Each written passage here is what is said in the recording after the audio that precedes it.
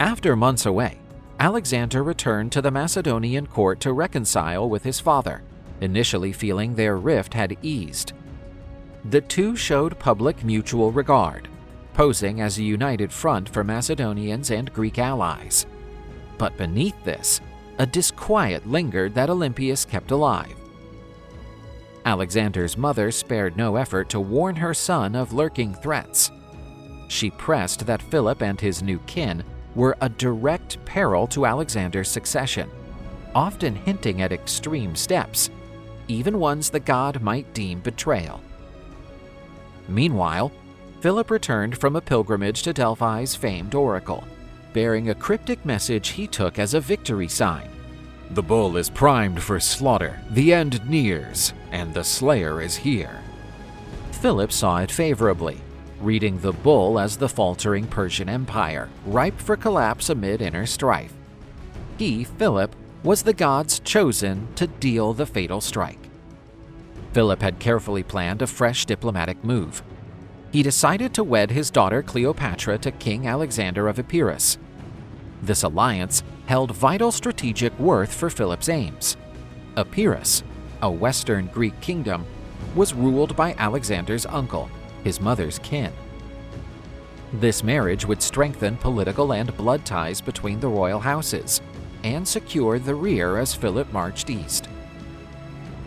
King Alexander of Epirus, known for valor and wit, was a prized, steady ally, able to guard Macedonia's western edge well.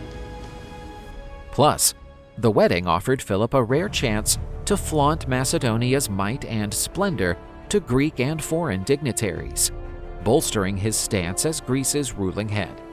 Philip meant this grand event to send a bold message of unity and power, paving the political way for his imperial goals. The wedding day arrived with unmatched pomp. Leaders from Greece's key cities and nearby realms gathered in sacred Aegae to mark the occasion. Security was lavish, with Alexander leading the royal guard, alert for any hint of danger. But that day, buoyed by supreme confidence and perhaps undue pride, Philip chose to shed his full guard. He aimed to enter the vast theater alone, showcasing his rule and glory to all there. Alexander tried to sway him to let him stay near. "Father, it's wiser I stand with you now. You've made many fierce foes over time." Philip smiled, sure of himself, and replied, "Alexander, my son, I know you wish to stand by me and prove to all you're my true heir. But it's unneeded. Why did I pour so much into your upbringing, your training as warrior and leader, if not to crown you king? Now, grant me this moment. It's mine."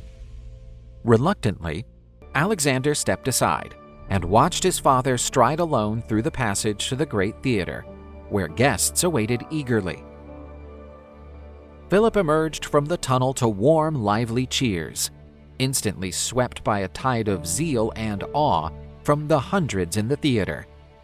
Feeling near divine among mortals, he soaked in the applause and cries hailing him as Macedonia's great leader, destined to topple the vast Persian Empire and etch his name in timeless annals.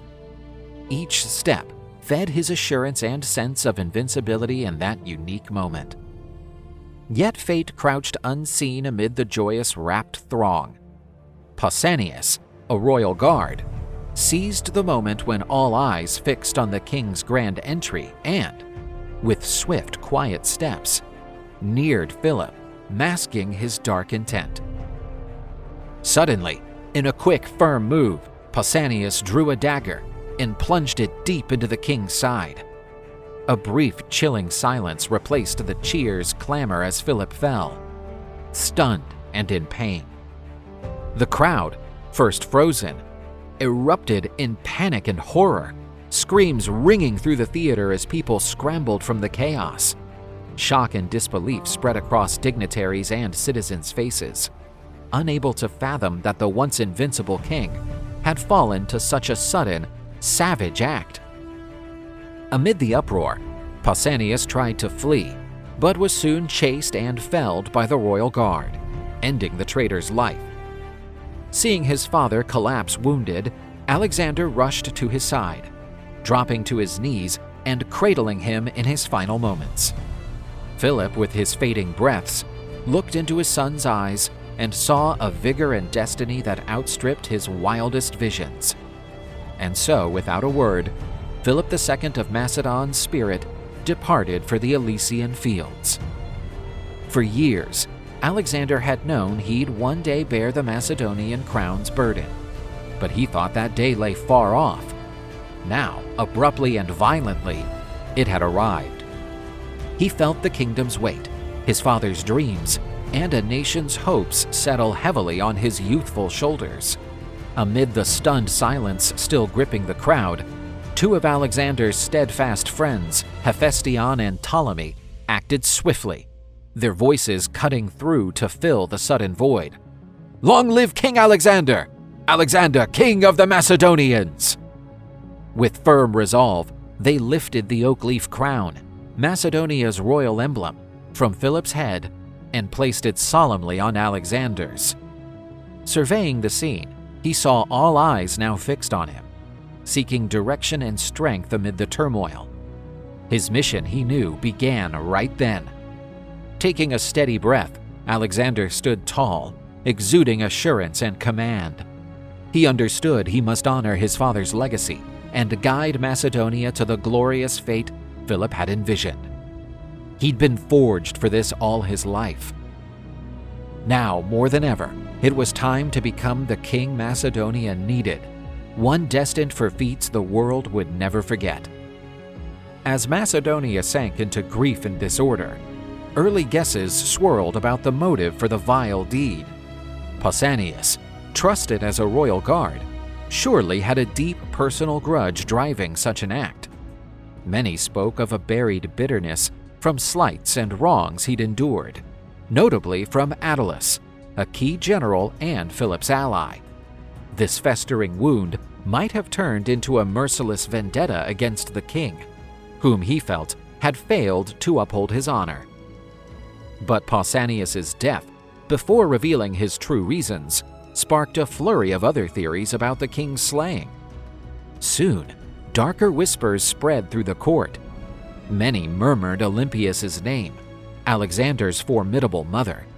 Her fierce feud with Philip was no secret, especially after his union with young Cleopatra Eurydice. Some staunchly believed Olympias had swayed or even spurred Pausanias to the killing, thus removing a threat to Alexander's future.